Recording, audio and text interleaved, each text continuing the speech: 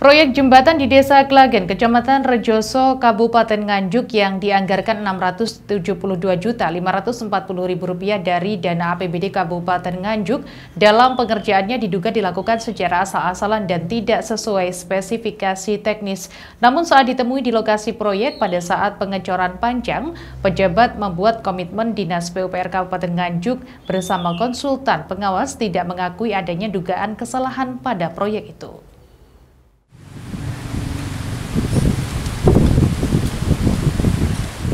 Proyek jembatan di Desa Klagen, Kecamatan Rejoso, Kabupaten Nganjuk yang dianggarkan Rp672.540.000 dari dana APBD Kabupaten Nganjuk diduga mengalami kesalahan teknis pembangunan.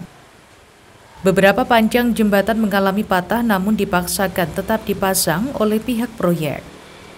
Proyek jembatan itu diduga dikerjakan tidak sesuai spesifikasi teknis dan asal-asalan. Terdapat 8 titik pemasangan tiang panjang, 2 diantaranya diduga putus di bagian samping kanan dan kiri jembatan.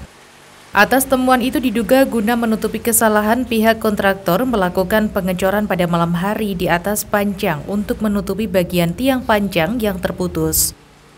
Menurut pejabat pembuat komitmen Dinas PUPR Kabupaten Nganjuk Oni, saat ditemui di lokasi proyek terkait tiang panjang yang putus pihaknya tidak mengetahui.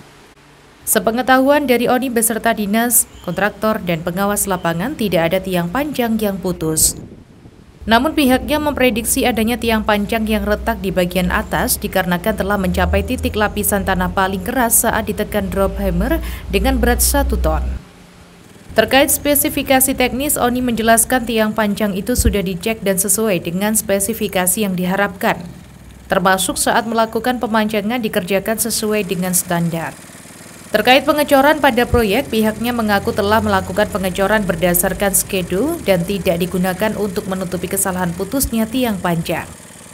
Saya mau informasi untuk panjang yang putus itu yang titik mana.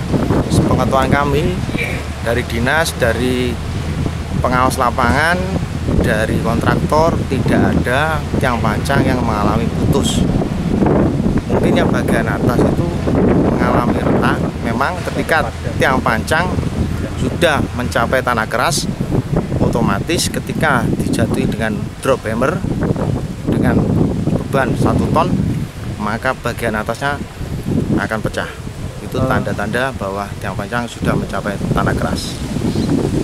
Kenapa masih dipaksakan, Pak? Itu tidak dipaksakan, sesuai dengan rencana.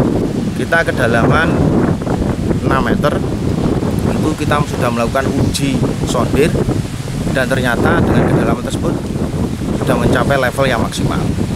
Apakah tiang panjang ini sesuai spek, Pak?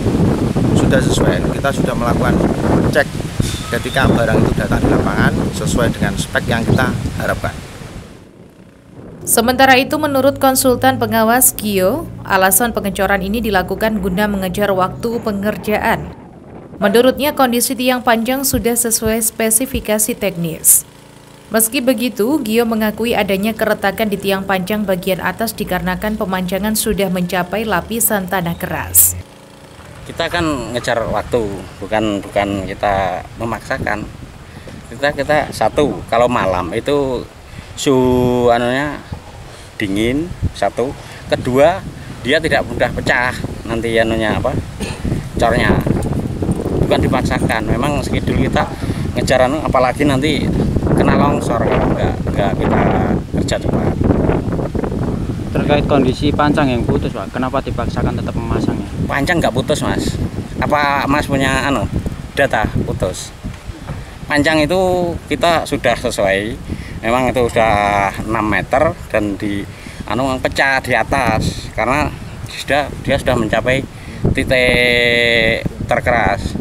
Kita kan di sondir itu juga 6 meter, karena gitu kan sudah 6 meter, jadi ya sudah bukan dipaksakan. Dari Nganjuk, Sofyan Hanafi melaporkan.